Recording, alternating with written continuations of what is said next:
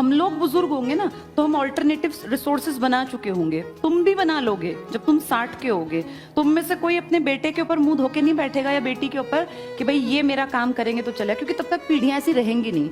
ये जो social values थे ना, जैसे हमारे पिताजी का टाइम था, तुम्हारे पिताजी का, तुम्हारे दादा का, तो किसी के दिमाग में ये आता नहीं था कि मेरा बुढ़ापे में क्या होगा। सबको पता था मेरे पास 5-6 बच्चे हैं, इनमें से कोई ना कोई इतना काबिल बनेगा कि मैं बुजुर्ग होके दुख नहीं पाऊंगा।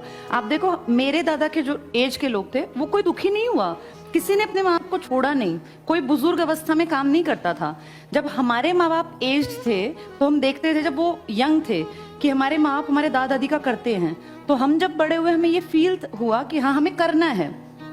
अपब्रिंगिंग जो होती है ना, माहौल से सीखते हैं। दादा आए तो पापा तुरंत से खड़े हो गए चारपाई से कि पहले दादा बैठेंगे, ताऊ जी बैठेंगे। खाने का भी एक तरीका था घर परिवारों में, पहले दादा खाना खाते थे, फिर ताऊ जी, फिर पापा, फिर चाचा, फिर औरतों का नंबर आता था। ऐसे नहीं था कि सबसे पहले औरतें खा के बैठ जाती थी।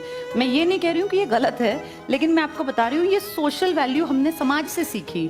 अब इन सोशल वैल्यूज का ह्रास हो गया। आपके और मेरी जो अगली पीढ़ी आ रही है ना, वो घर में ये नहीं देखते। अगर जैसे हम लोग छोटे थे, जैसे मान लीजिए 1 किलो आम आए तो हमें ये पता था कि इस 1 किलो में हम सबको बांट के खाना है। आजकल का क्या है, आजकल हर बच्चे को देखना, जो अब अगली पीढ़ी है, 1 किलो आम है उसका मन कर रहा सारे ही खा जाएगा वो। उसको लगेगा तो क्या हो गया, 3 आम मैंने खा लिए, भाई बड़े बड़े 3-4 आम तो क्या हो गया। उसको इससे कोई फर्क नहीं पड़ता कि घर वालों को और को मिलेगा कि नहीं मिलेगा। ये जो सोशल समझ थी ना, ये तब थी जब परिवार इकट्ठे थे, जब 3-4 भाई बहन थे। हम मूंगफली भी बांट के खाते थे। घर का जो बड़ा कोई बुजुर्ग थे, दादी थी या माँ थी, वो सबको एक एक मुट्ठी मूंगफली देती थी, उसमें हमें गुजारा करना था। और वो किसी की मुट्ठी कम भरी जाती थी, किसी की ज्यादा, और हमेशा लगता था कि मुझे कम मिली है। लेकिन आज ऐसा नहीं है। आज आप सबके घर में मूंगफली रखी रहती हैं, काजू बादाम भी रखे हैं, तो बच्चे खा के राजी नहीं है, उन्हें बांटना नहीं आ रहा।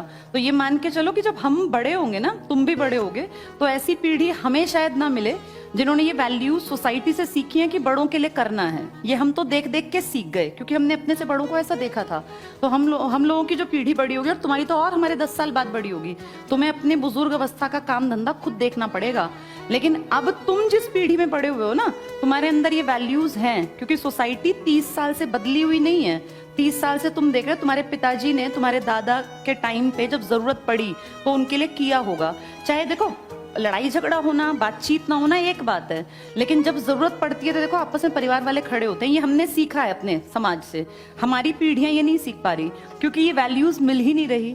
तो इसीलिए युवा अवस्था में जब बैठे हैं ना, अपनी बुजुर्ग अवस्था का काम भी अभी कर लेना, क्योंकि हम जिस टाइम पे बुजुर्ग होंगे उस टाइम सोसाइटी की वैल्यूज ना के बराबर होंगी। ठीक है, तो अब इसलिए खूब मेहनत करो, पढ़ो लिखो और आगे बढ़ो। आज हमें करंट अफेयर्स पढ़ना स्टार्ट करना था।